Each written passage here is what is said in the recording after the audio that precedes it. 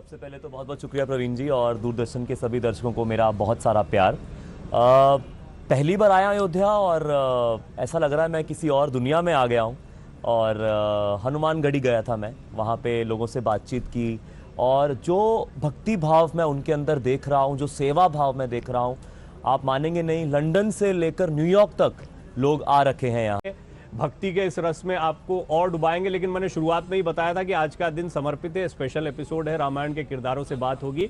तो सीता जी का जिन्होंने किरदार निभाया था उन दीपिका चिखलिया टोपी वाला जी से बातचीत भी करण ने की है, वो बातचीत भी सुनवाएंगे। एक छोटे से ब्रेक के बाद लौटते हैं। मुझे भी लगा कि माता सीता साक्षात सामने आ गई हैं और वो ऐसा बेंचमार्क उन्होंने सेट किया है अपने उस शो के माध्यम से जो कोई भी और फिल्म या कोई भी और सीरियल उसको बीट नहीं कर पाया। तो मैंने वही उनसे पूछा कि ऐसा क्या था आपके उस शो में जो अभी भी इतनी रिक्रिएशंस होती हैं उस कहानी की, उन कैरेक्टर्स की, पर वो नहीं कर पाते हैं।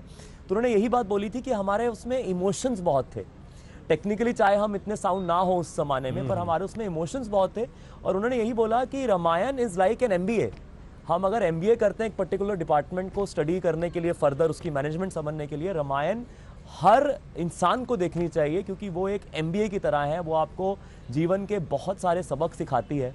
और कैसे उन्होंने बताया, उन्होंने 18 बरस की थी जब उनको ये रोल ऑफर किया गया। बढ़िया, ये दिलचस्प है। हाँ। तो क्यों ना उनके मुंह से ही ये सारी बातें सुनी जाए। करण ने बातचीत की, अपने अनुभव बता रहे थे। हाँ। अब सुनिए कि क्या कहती हैं दीपिका चिखलिया टोपी वाला अपने इस पूरे करियर के बारे में, किरदार के बारे में। दोस्तों नमस्कार, मैं हूं करण सिंह छाबड़ा और दूरदर्शन पे मैं स्वागत करना चाहूँगा उस कलाकार, उस लेजेंड का। जब सीता माता की बात होती है, उन्होंने उस किरदार को ऐसे निभाया है, मैं कहूँगा निभाया नहीं, ऐसे जिया है कि जब हम सीता माता को याद करते हैं तो मन में तस्वीर उनकी आती है।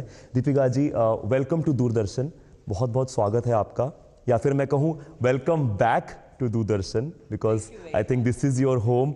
तो कैसा लग रहा है आपको उस प्लेटफॉर्म पर वापस आकर जिसने आपको इतना प्यार दिया?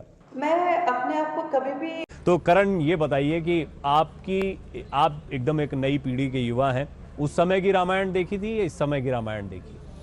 मैंने दोनों समय की रामायण देखी थी क्योंकि उस समय मैं छोटा था, तब टीवी पे आती थी, दूरदर्शन पे ही आती थी। और अब कोविड में जब दोबारा देखी तो कहते हैं नॉस्टैल्जिया हो गया, यादें दोबारा ताज़ा हो गई। और हर बार ही आप जब भी देखते हैं कुछ ना कुछ सीखने को मिलता है, कुछ नया सीखने को मिलता है और बड़ा मज़ा आता था। और सब साथ में घर में, कोविड में तो हम सब साथ देखते थे और इट वाज अ रूटीन। क्या एक्सपेक्टेशन थी अयोध्या को लेकर, क्या सोच रहे थे और क्या एक्साइटमेंट था? वो एक तो सबको है ही कि प्रभु श्री राम के दर्शन करना है। हाँ। और क्या सोच कर आए थे?